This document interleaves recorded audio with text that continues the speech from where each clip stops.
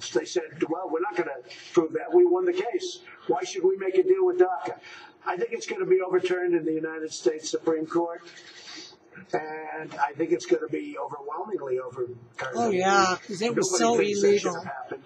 We think it was a fluke, and it was a disgraceful situation that a judge ruled the way the judge ruled. But we think it's going to be overturned. It's now going, as you probably heard 2 weeks ago, it's now going. It will be in the United States Supreme Court. So if we win that case, and I say this for all to hear, we'll be easily able to make a deal on DACA and the wall as a combination. But until we win that case, they don't want to really talk about DACA, although they should, because there are those they don't give a shit. They want to use it as a platform. And the shame about it is there's so many stupid people out there that think their vote don't count, so they don't go to the polls and vote these sons of bitches out of office. That's the only way we're going to get rid of them, because we know they're packing the ballot boxes, so we got to compensate for it by more of us turning out. The renovation that we've done has covered a lot of territory, tremendous amount of miles, and that continues to go on. Yep. But we need the wall for the security of our country. Yep. People want to see it. It's about border security, and I think in the end we're going to be successful. We are doing so much work right now. You see it going up. It's going up all over. Yeah, and if you would just classify it like when this caravan gets here, that it's an invasion. I don't care how you look at it. Classify it as an invasion and put it under Homeland Security and build the wall. Get the CDC involved. Center for Disease Control. These people are carrying shit we should never have to deal with again. And we need to make sure that's put up there. I mean, the money's there. I don't know what Mitch's problem is of not going to the nuclear option of 50 majority votes, 51 votes. We'll have that after tomorrow when all the House changes seats and everybody gets in. But right now with the shutdown, I don't know how they're going to work anything about anybody being setting. But that's not the point. The point is President Trump, you're being led astray. Mitch McConnell is not advising you properly on this. You can do what it is. Classify it as a health and safety issue down there on the border and use the money from the Pentagon. I understand that you're trying to get these guys to do this the right way. Fuck them. They're going to hold off on as long as they can because they're going to cheat in 2020 and try to steal the election. We know that. We saw that with Broward County, with Texas, with Michigan, with Ohio. Look at California. They took 30-something seats in California.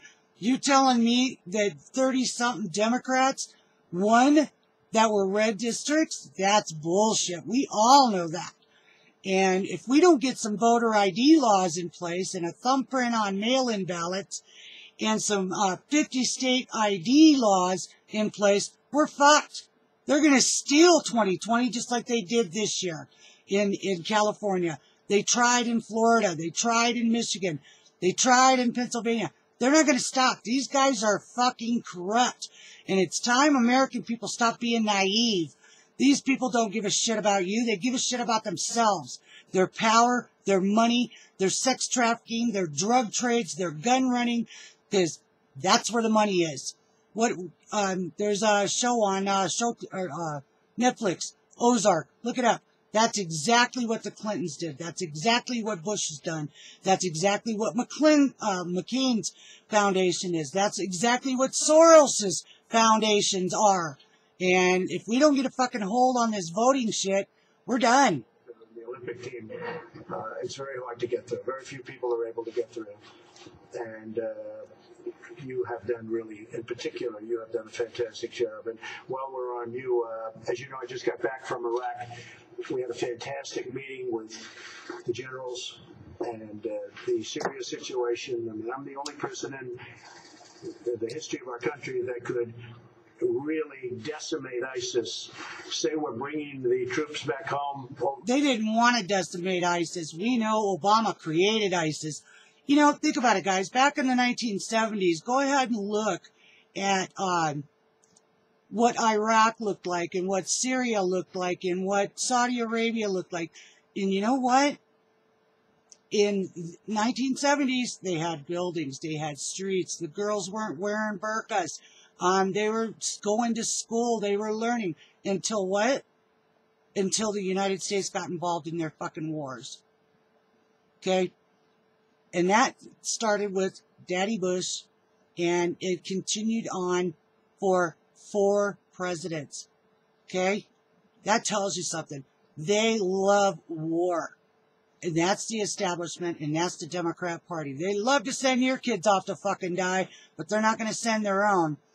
Anyway, I just kind of wanted to do a little bit about that before I do my video on the rest of this, because I'm going to show you some stuff. And I try to do this in memes because it screws up their algorithms, and then they can't block me or kick me off Twitter, so I'm really careful about that. And so I'm going to put this together tonight. And I wanted to bring up one little thing, too. Go back and listen to the video of what what Donald was talking about today. And he made a comment. Look for the clip that says, I waited here all, during the holiday for them to come and make a deal with me. My guys were outside. They all had machine guns. What's that tell you? That's a drop. That's a drop. That means that Trump is being threatened.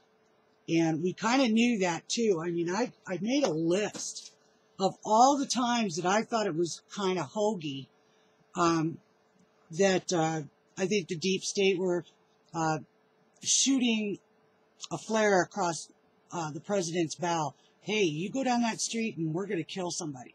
I think they do it. I think they mean it. And I think that they're trying to do it. Because that machine gun thing outside the White House, now that tells you Trump is ready. You guys want to try to fucking kill me? Bring it on. Because I'm going to take you down. And I'm going to take all of you guys down. And that's why when Chuck Grassley tonight tweeted out, I hope all the Democrats and the Republicans can get together for the good of the country. Wake up, Senator Grassley. Those guys don't give a damn about America. They're not going to work with Trump. They don't want to work with Trump. They're losing millions of dollars every day Trump is in office because of their lack of their deals going through, the backdoor deals, the selling of arms, the drug trade, the money trade, the sex trade, the child trade, the Hollywood connections. They're fucking panicked. So wake up, You guys get on TV and you act so naive. What, you only watch what's in your own little bubble? Don't you look around outside that bubble? There's a whole other world out here, and we know more than you do in your fucking Congress. That's a shame. That is a shame.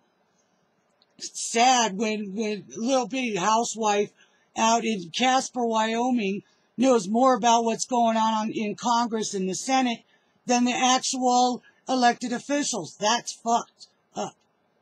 Anyway, back to my point here. Okay, Trump's been attacked and shot across the bow. I count 1, 2, 3, 4, 5, 6, 7, 8 times that I think they attempted to kill or to maim or to shoot across his bow as a warning. The first one was when he first took office. Pastor Burns was in his office. I heard him say this. He said this on one of the talk shows, that the president had a brown recluse. And that's when they were first moving in, because they were trying to find all the fucking bugs in the White House. Shit was leaking out. Before they could accuse anybody, they had to make sure it wasn't on the telephones and behind a painting and in a flower pot. It was a time where Trump probably thought that even when he was taking a dump, there was probably a microphone in the bathroom. There probably was. But anyway, Pastor Burns, hell of a nice guy, stands by Trump 100%, and I think would make a great statesman, whether he went for Senate or House or whatever. My thing is all messed up, and I feel retarded when it is. I'm just going to leave it alone. Fuck it.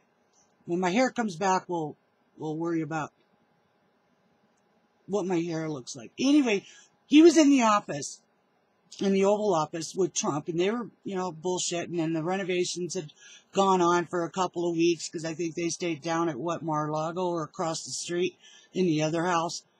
And Burns was standing beside him, and Trump was just a little bit in front of him, and he saw a brown recluse on his back, crawling up his back.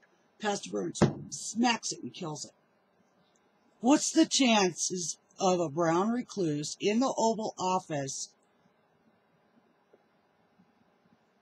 on Trump's coat? Okay, so if he puts the coat on, he's putting his coat on upstairs. There was no renovations in the upstairs apartment in the White House. Okay, so where did that spider come from? Who knows? I don't know. It could be just far-fetching, but it just seemed a little odd. Then Pence, his plane almost skids off the runway. In fact, I think it skidded off the runway a little bit. Nobody was hurt, but another clear shot. Melania, when she got on the plane filled with smoke. Air Force One. Come on. Trump is meticulous, man. He knows, and anybody who works for him. If you ever want to know about Trump and how meticulous he is, this is why I know he never screwed Stormy Daniels. He might have let her suck his dick, but I'm sure he didn't screw her because you know what? He's too much of a clean freak. Anyway, if you get a chance, look at his Trump plane and what he goes through, what he went through on that, and what the employees say about how meticulous he is, about running correctly, all the right parts, everything's clean, everything is 100 tip-top shape. So Trump is not going to put Melania on a plane that's going to go down. So something was wrong there. And I told you about Pence's. And then the Secret Service guy hovering over Barron when he was sleeping. That was fucking freaky. That was like them saying, we can get to your children. Okay, and then two guys jumped the fence at the White House. There's another point. We have a fence around the White House. We should use that. I'm going to make a meme about it. If the White House can have a fence around it, then why can't the border or America? Come on. I think it's perfect. Okay, well, anyway, then the two climbers, like I said, wearing backpacks. One got as close as opening up the kitchen door, going into the house. Then the woman tried to bash through the barricade to go into the White House. And then you got Omarosa taking her wedding pictures out there. To me, that was kind of like those pictures should be burned because it cases out the joint of the White House. And I don't like that. So anyway, there's that. And I've gone on for 12 minutes, and that's a little long. But I'm going to put together my video, and I hope you enjoy it. Sorry about the cussing. I'll leave 18 and older will have to be able to watch this. I run an adult show. I don't run for snowflakes and children and liberals. They would have to live in a safe space if they were in my world, because I'm one of those people. If you're stupid, I'm going to treat you stupid. So anyway, with that, good luck. Keep an eye out, and if you want to leave some comment in the bottom of it, I do this on my own dime. I don't ask for no money. I don't think I ever will, because it's not about the money. It's about my country. It's about what I want to leave to my children. It's about our property rights. It's about our gun rights. It's about our freedoms. And it's about us being able to decide what kind of country do we have and what kind of country do we want. So, Mitt Romney, piss off. You little pissant. You and Paul Ryan are both just your pukes. That's it. I could have enjoyed the fruits and benefit of years of successful business deals and businesses for myself and my family, instead of going through this absolute horror show of lies, deceptions, malicious attacks. Who would have thought? I'm doing it because this country has given me so much, and I feel so strongly that it's my turn to give back to the country that I love.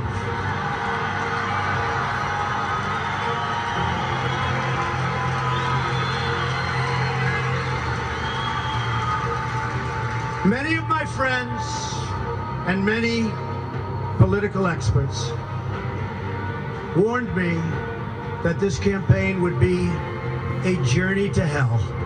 They were right. Said that. But they're wrong. It will be a journey to heaven because we will help so many people that are so desperately in need of help.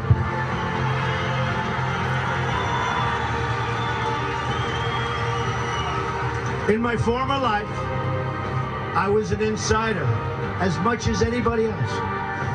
And I knew what it's like, and I still know what it's like to be an insider. It's not bad. Not bad. Now I'm being punished for leaving the special club and revealing to you the terrible things that are going on having to do with our country.